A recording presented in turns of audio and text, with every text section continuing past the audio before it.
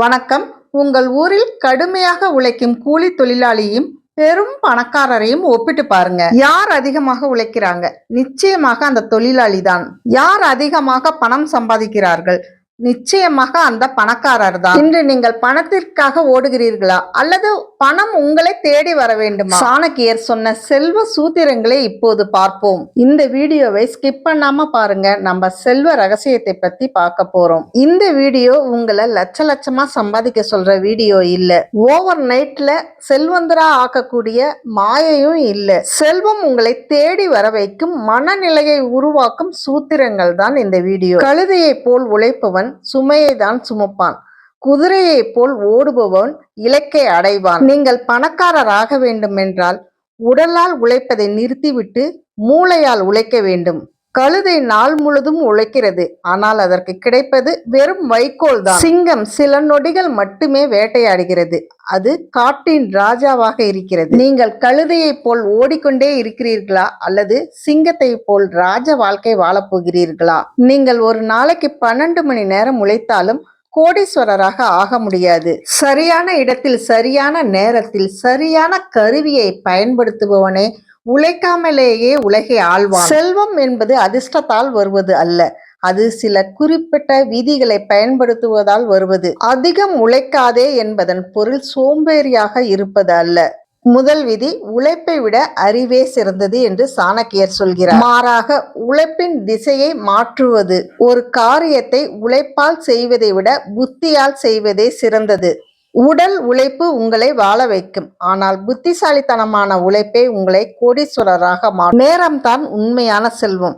பணக்காரர்கள் பிறருடைய நேரத்தை பயன்படுத்துகிறார்கள். உங்களுக்கு தெரியாத வேலைக்காக மணிக்கணக்கான நேரத்தை செலவழிப்பதை விட்டுவிட்டு அந்த துறையின் வல்லுநரை கூப்பிட்டு பணத்தை கொடுத்து வேலையை முடியுங்கள். மிச்சமாகும் நேரத்தில் உங்களுடைய தொழிலை வளர்க்க யோசியுங்கள். விதி 3, பணத்தின் கொள்கை.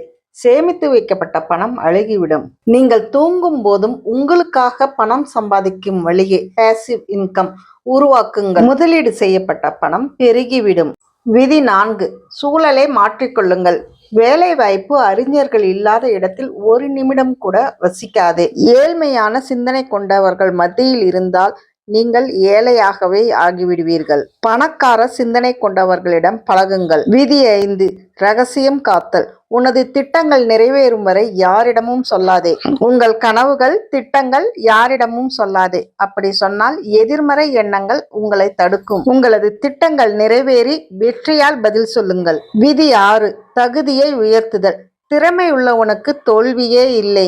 நீங்கள் செய்யும் தொழிலில் உங்களை மிஞ்ச யாருமில்லை என்ற நிலையை உருவாக்கும். அப்பொழுதுதான் பணம் உங்களை தேடி வரும். விதி 7, ரிஸ்க் எடுக்க அஞ்சாதே. கடலில் இறங்காதவன் முத்தை எடுக்க முடியாது. இது நமக்கு பாதுகாப்பு என்று இருந்தால் அதிக லாபம் கிடைக்காது. நஷ்டம் எவ்வளவு என்று கணக்கிட்டு துணிந்து முதலீடு செய்யுங்கள். விதி 8, தேவையற்ற செலவுகளை குறைத்தல். வருமானத்தை விட அதிக செலவு செய்பவன் பிச்சைக்காரனாவான். பெருமைக்காக செலவு செய்யாமல் உங்கள் சொத்துக்களை வளர்க்க முயற்சி செய்யுங்கள். விதி 9, சரியான கூட்டாளியை தேர்வு செய். தீய நண்பன் கூர்மையான கத்தி போன்றவன்.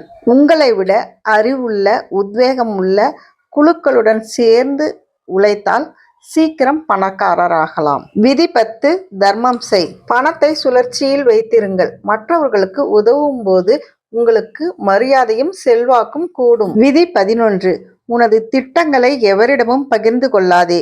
நீங்கள் ஒரு தொழிலை தொடங்கும் முன் அதை எல்லோரிடமும் சொன்னால் உங்களுடைய ஆற்றல் வீணாகும். உங்கள் பணக்கார கனவுகளை செயலில் காட்டுங்கள், வார்த்தைகளில் அல்ல. நேரத்தை வீணடிப்பவன் அவன் தன் வாழ்க்கையே வீணடிக்கிறான். விதி 12, தகுதியை வளர்த்தல். ஒருவன் பிறப்பால் அல்ல, அவன் தகுதியால் அவன் திறமையால் தான் உயர்ந்தவனாகிறான். ஒரு சுத்தியை வைத்து ஆணி அடிப்பது கடினமான உழைப்பு, ஆனால் அதை எந்த இடத்தில் அடித்தால் சீக்கிரம் இறங்கும் என்று தெரிந்து கொள்வதுதான் திறமை.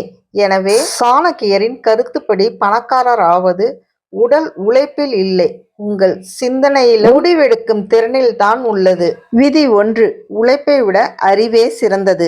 விதி 2, நேரம்தான் உண்மையான செல்வம். விதி 3, பணத்தின் கொள்கை. விதி 4, சூழலை மாற்றிக்கொள்ளுங்கள். விதி 5, ரகசியம் காத்தல். விதி 6, தகுதியை உயர்த்தி கொள்ளல். விதி 7, ரிஸ்க் எடுக்க அஞ்சாதே. விதி 8 தேவையற்ற செலவுகளை குறைத்துக்கொள். விதி 9 திறமையான கூட்டாளிகளை தேர்வு செய்.